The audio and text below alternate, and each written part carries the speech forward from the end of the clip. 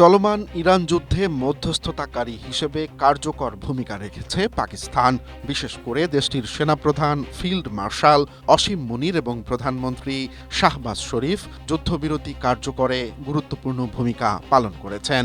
পাকিস্তানের এই ভূমিকায় কার্যত অস্বস্তি বেড়েছে ভারতের। গেল বছরের মে মাসে ভারতের সঙ্গে সংঘাত এবং এপ্রিলের ক্রিপ্টো চুক্তির পর হোয়াইট হাউসে নতুন করে প্রবেশাধিকার পায় পাকিস্তান। এই সুযোগ কাজে লাগিয়ে ইসলামাবাদ ট্রাম্প প্রশাসনের খুবই নিয়ন্ত্রিত উচ্চ মহলে নিজেদের জন্য একটি জায়গা তৈরি করে নেয়। ট্রাম্প ইরানের সঙ্গে যুদ্ধবিরতিকে প্রধানমন্ত্রী শাহবাজ শরীফ এবং ফিল্ড মার্শাল অসীম মুনিরের সঙ্গে কথোপকথনের ফলাফল হিসেবে উল্লেখ করেছেন।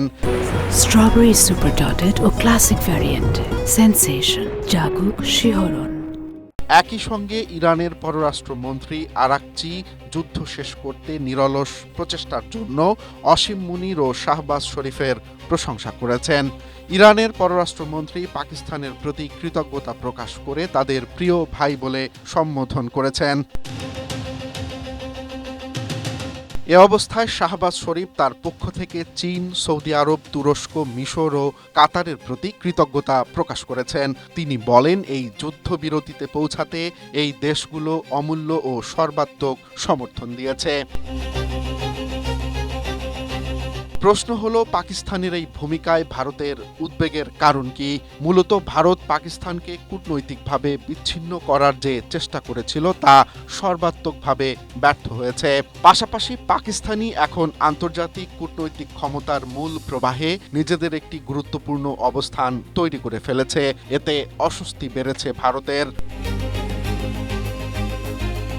যুক্তরাষ্ট্র ইরান যুদ্ধ চলাকালে পাকিস্তান যখন মধ্যস্থতাকারী হওয়ার প্রস্তাব দেয়, তখন ভারতের পররাষ্ট্রমন্ত্রী এস জয়শঙ্কর পাকিস্তানকে দালাল বলে আখ্যায়িত করেছিল।